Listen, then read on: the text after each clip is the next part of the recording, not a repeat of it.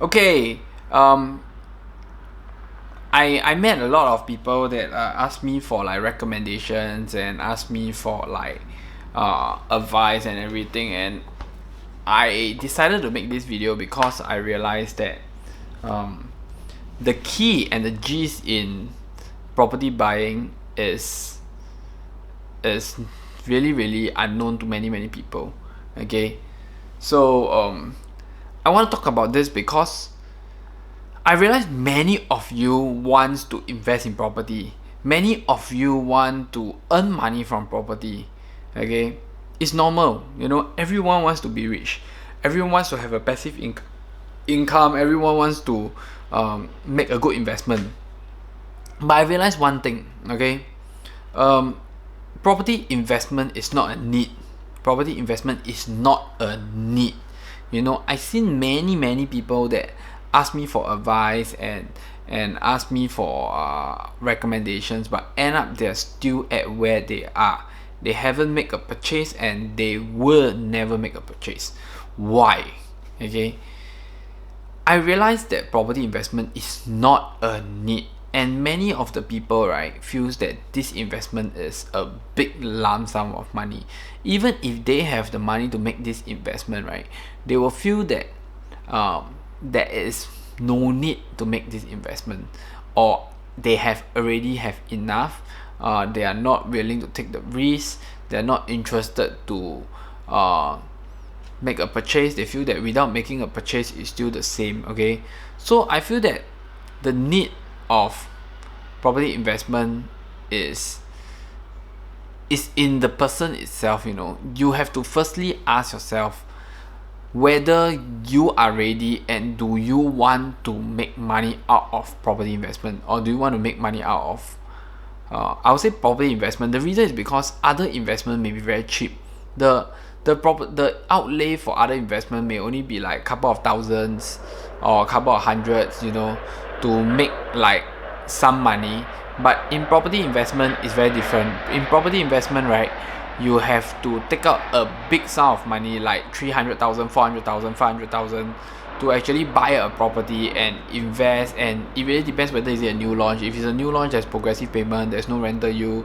If it's a resale, the installment is immediately at the highest point, which is the full installment. Then you have to find a tenant. People are not willing to take the risk to make such purchases, and people are not willing to step in because there's no need. They feel that there's no need for property investment. So you have to really think about it. To me, property investment is an easy thing. The difficult thing is to find the need and the want to make it happen. The difficult thing is to really think that you want to earn a passive income. You don't want to be working and only depending on your job, depending on your work income.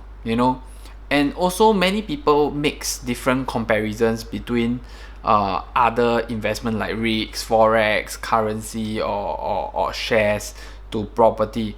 To me, property is a tangible item. Okay, it's a tangible item. You can stay, you can see it, you can touch it, you can rent it out. You have control over what is going to happen. You even in Singapore, you even have climax control, meaning that that Singapore have no earthquake, so that such unknown risk won't happen. That Singapore doesn't have typhoon, or doesn't have like hurricane, or doesn't have like scary lightning strikes that will strike and the building become half. So all these things is very different. So if we compare it with other investments, right, you will feel that Singapore investment for property is a lot safer than a lot of other countries. And also depends on the investment kind, right? In property investment, the quantum is big. It's definitely bigger than a lot of other investments in the world. And if you look at it, right, if you believe in facts and figures, if you are a facts and figures person and you're not looking at speculation, I feel that in shares and other investment, you may not be able to predict. You may not be able to use facts and figures to see growth, because something may happen to a company, it doesn't mean that the country is doing well, mean the company is doing well, you know. But in property, it doesn't, it always means that way. It always means that whether is it inflation, appreciation, like let's say today our chicken rice is $3, tomorrow our chicken rice is $4, our property will definitely increase in price. It's not possible that our chicken rice is $3 then become $4, then our property drop like 100,000, 200,000. And also our property depends on the country, but many of your shares, you know, may not depend on the country. It depends on the company, and many things happens in the company that you may not know, but many things happen in the property you can see, you will know. You know what is happening next to this plot of land, what is happening to this investment, what is going to, what are the tenant profiles in this condo. I think the thing that a lot, you know, I also do other investments lah. I also like research on them. I also like try, you know, I lost some money here and there just to learn the ropes and everything. So I see the difference in it, and I understand everybody has different preference. So you have to see if you are suitable, what kind of investment is suitable for you, and whether the amount of money you have is suitable for which kind of investment.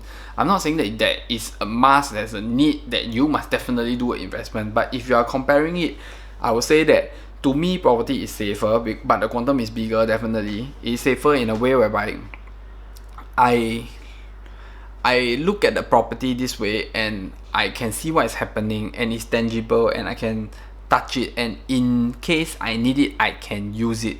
And if I sell it off, I know that even when the market is no good, I can sell it off, you know, as long as I sell lower. But like share, sometimes you sell very low, if the thing is collapsing, people also won't buy.